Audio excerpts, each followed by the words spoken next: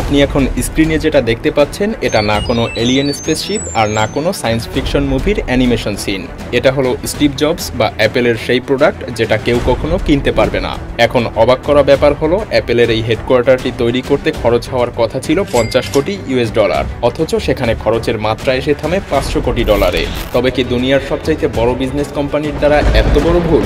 স্বাভাবিকভাবেই ব্যাপারটা বেশ অস্বাভাবিক, তাই না? তবে এই অ্যাপেল পার্কে বেশ কিছু ইন্টারেস্টিং জিনিসও কিন্তু লুকিয়ে আছে। অ্যাপেলের এই হেডকোয়ার্টার 40টা ফুটবল মাঠের সমান, যেটাকে আপনি একটা হাইটেক ফিউচারিস্টিক সিটিও বলতে পারেন, কারণ জীবন ধারণের জন্য প্রায় সব জিনিসই এখানে বিদ্যমান, যেমন খাবারের জন্য ক্যাফেটেরিয়া, সুস্বাস্থ্যের জন্য জিম, মেডিকেল ইমার্জেন্সি ইত্যাদি। কিন্তু সবচাইতে বড় ইন্টারেস্টিং ব্যাপার হলো হেডকোয়ার্টারটি মাটির উপরে নয়, তাই যে কোনো বড় ধরনের ভূমিকম্পেরও আশঙ্কা নেই। এমনকি এত বিশাল একটি হেডকোয়ার্টার সম্পূর্ণ নবায়নযোগ্য সোলার সিস্টেম দ্বারা পরিচালিত। 12 মাসের মধ্যে 9 মাসেই না কোনো এসির প্রয়োজন হয়, না কোনো হিটার। কিন্তু কিভাবে? তো বন্ধুরা, মায়াজাল আজকের ভিডিওতে দুনিয়ার সবচাইতে দামি এই বিল্ডিং এর পর্দা উন্মোচন করতে চলেছে। তো চলুন শুরু করা যাক। And we've come up with a design that puts 12,000 people in one building. এটা ছিল স্টিভ জবসের স্বপ্ন, যেটা তিনি 2011 সালে সিটি কাউন্সিলের সামনে বলেছিলেন। কিন্তু এই স্বপ্ন তার ছিল 2004 সাল থেকেই। মূলত তিনি তার কর্মচারীদেরকে এমন একটা পরিবেশ দিতে চাচ্ছিলেন যেখানে পরিবেশ আর বিল্ডিং এর মাঝখানে কোনো ক্রস লাইন থাকবে না। নিজের তৈরিকৃত প্রোডাক্টসের মতো সে এমন একটা হেডকোয়ার্টার বানাতে চেয়েছিল যেটা আগামী কয়েক দশক পর্যন্ত পরবর্তী কোম্পানিগুলোকে ইন্সপায়ার করতে পারবে, এবং জবস সেটা করেও দেখিয়েছেন তার জীবনের শেষ কিছু সময়ে। তবে তিনি তার স্বপ্নকে সত্যি হতে দেখে যেতে পারেননি। অক্টোবর 2011 সালে অ্যাপলকে টিম কুকের কাছে হস্তান্তর করে তিনি পৃথিবী থেকে বিদায় নেন। কিন্তু অবাক করা বিষয় হলো এই ক্যাম্পাসটি তৈরি করার পূর্বে সে $50 কোটি খরচের একটা অনুমান করলেও 8 বছর পর ক্যাম্পাসটি যখন পুরোপুরিভাবে তৈরি হয়ে যায় তখন এর খরচের মাত্রা গিয়ে দাঁড়ায় $5 বিলিয়ন, অর্থাৎ $500 কোটি। কিন্তু আরো ইন্টারেস্টিং ব্যাপার হলো 2008 সালে এই টাকাটা অ্যাপলের টোটাল ক্যাশ রিজার্ভের 2% ছিল, আর বর্তমানে এই টাকাটা তাদের কাছে অতি নগণ্য। কারণ অ্যাপেল বর্তমানে $2.08 ট্রিলিয়ন সাথে সাথে দুনিয়ার সকল বিলিয়নার্সদেরকেও পেছনে ফেলে দিয়েছে। ক্যাম্পাসের ব্যাপারে বলতে হয় অ্যাপেল প্রথমে একটা নতুন জায়গা কেনে বেশ কম দামে, এবং তাদের প্রতিযোগীদের থেকে কিছুটা আড়ালে থাকার জন্য তারা নিজেদের পরিচয় গোপন রেখেই এই জায়গাটা কেনার পরেও তাদেরকে এই জায়গার জন্য গুনতে হয়েছে $160 মিলিয়ন।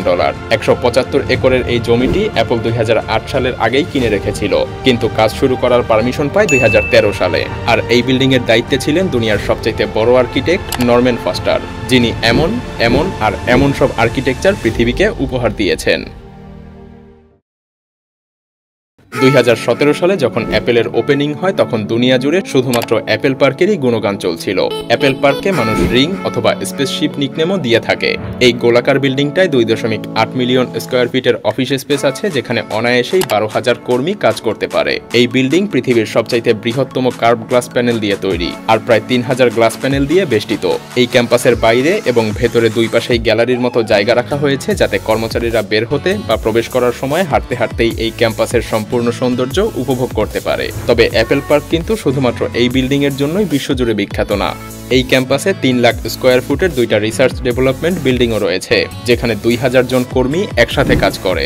সেই সাথে অ্যাপেল তার কর্মচারীদের ফিটনেসের কথা চিন্তা করে বানিয়েছে 1 লাখ স্কয়ার ফিটের একটি ওয়েলনেস সেন্টার, যেখানে ইয়োগা থেকে শুরু করে সব ধরনের লেটেস্ট ফিটনেস মেশিন রয়েছে। সেই সাথে এখানে রয়েছে একটি ভিজিটিং বিল্ডিং, আন্ডারগ্রাউন্ড পার্কিং এবং অডিটোরিয়াম। ভিডিওর শুরুতে আমরা বলেছিলাম অ্যাপেলের এই বিল্ডিংটি কিন্তু মাটির উপরে দাঁড়ানো নয়। তো এখন প্রশ্ন হলো, মাটি নয় তাহলে কি 12,000 এমপ্লয়ি নিয়ে এটা হাওয়ায় ভেসে আছে? না, অ্যাপেল কোম্পানি এখনো সেই প্রযুক্তির ছোঁয়া পায়নি। এই বিল্ডিংটি বানানো হয়েছে বেজ আইসোলেশন টেকনোলজি দিয়ে, অর্থাৎ এই বিল্ডিংটি 692টি স্টেইনলেস স্টিল প্লেটের উপরে দাঁড়িয়ে আছে, যা অনেকটা এভাবে কাজ করে। তার মানে পুরো বিল্ডিং এই প্লেটসগুলোর উপরে দাঁড়িয়ে থাকে, আর যা কিনা যে কোনো প্রাকৃতিক বিপর্যয়ের সময় 4 ফিট পর্যন্ত কোনো ক্ষয়ক্ষতি ছাড়াই যে কোনো ডিরেকশনে মুভ করতে পারে। শুধু তাই নয়, এই প্রযুক্তি এতটাই কার্যকরী যে প্রায় 8-এর বেশি ম্যাগনিটিউড ঝটকাকেও সহজে নিয়ে নিতে পারে। আর অ্যাপেলের এই বিশাল ক্যাম্পাসকে সুরক্ষিত রাখতে স্টিভ জবস নিজেই এটাকে পছন্দ করেছিলেন। তবে জাপানের এই প্রযুক্তিটি শুধুমাত্র অ্যাপেলের মেইন বিল্ডিং না, বরং অ্যাপেল পার্কের অডিটোরিয়াম, যাকে স্টিভ জবস থিয়েটার বলতো, সেখানেও ব্যবহার করা হয়েছে। এই অডিটোরিয়ামটি স্পিকারবিহীন 155 ফিট জায়গার উপরে মেটালিক কার্বন ফাইবার দিয়ে তৈরি করা হয়েছে। একসাথে 1000 লোক ধারণ করার পরেও পুরো জায়গাটাকে আপনার খালি বলেই মনে হবে না। অ্যাপেলের কাছে কোনো জাদুবিদ্যা নেই যার ফলে এমনটা মনে হয়। আসলে থিয়েটারের আসল রূপ গ্রাউন্ড ফ্লোরে, উপরে শুধু এই কাচের দেয়াল। সিঁড়ি বা লিফট ইউজ করে নিচে যাওয়ার পরে লবি দেখা যায়, যেখানে রয়েছে স্টিভ জবস থিয়েটার। এখানে 1000 মানুষ একসাথে বসতে পারে। এখানকার প্রতিটা লেদার চেয়ারের দাম $14,000। শুধুমাত্র এটাই না, অ্যাপেল পার্কের প্রতিটা জিনিসই অনেক দামি। এমনকি তাদের কাছে পিৎজা রাখার জন্য নিজস্ব পিৎজা বক্সও আছে। কিন্তু অ্যাপেল পার্কের সবচেয়ে বড় ইন্টারেস্টিং জিনিস কি তাহলে? আসলে এটার নামেই সেই ইন্টারেস্টিং জিনিসটি লুকিয়ে আছে, মানে অ্যাপেল পার্ক। এটা আসলে একটা পার্ক।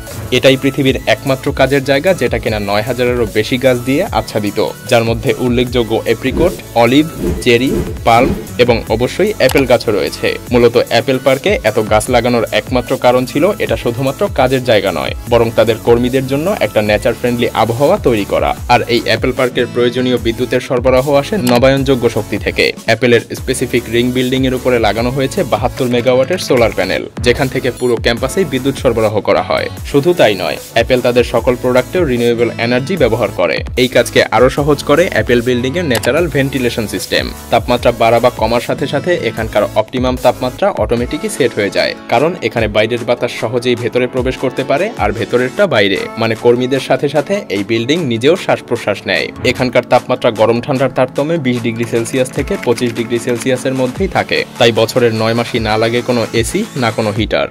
অ্যাপেল গার্ডেনের ক্যাফেটেরিয়া এত বড় যে এখানে একসাথে 4000 লোক ফুড এনজয় করতে পারবে কোনো গ্লাসের মধ্যে আবদ্ধ না হয়ে, বরং তারা ফুড এনজয় করবে নেচারকে উপভোগ করতে করতে। এছাড়াও এখানে রয়েছে 3.2 কিলোমিটার রানিং পাথ, 1000 সাইকেল, এমনকি এখানে আন্ডারগ্রাউন্ড পার্কিং সিস্টেমও রয়েছে, যেখানে 14000 গাড়ি পার্ক করা যায় যাতে করে বাইরের সৌন্দর্য নষ্ট না হয়। আরও রয়েছে একটা ইয়োগা সেন্টার এবং 2টা ফিটনেস সেন্টার। সেই সাথে ক্যাম্পাসের সৌন্দর্য আরও বাড়ানোর জন্য এর সেন্টারে রয়েছে রংধনুর মতো একটি স্থাপনা। এই রংধনুর কালার অ্যাপেলের পুরনো লোগোর মতোই ইউজ করা হয়েছে।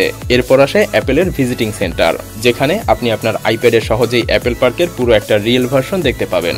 10,000 ফুটের এই এরিয়াতে রয়েছে অ্যাপেলের সব ধরনের লেটেস্ট প্রোডাক্ট, যেখানে 1916 সালে বানানো একটি বার্নও আছে। অ্যাপেল যেটাকে মেইনটেনেন্স টুল রাখার জন্য ব্যবহার করে। আপাত দৃষ্টিতে এটা আসলে শুধুমাত্র কাজের জায়গা নয়, বরং এটা একটা অ্যাপেল সিটি। এখন আপনারাই বলুন, অ্যাপেল এই পার্ক বানানোর আগে যে মিসক্যালকুলেশন করেছিল সেটা করা স্বাভাবিক নয় কি?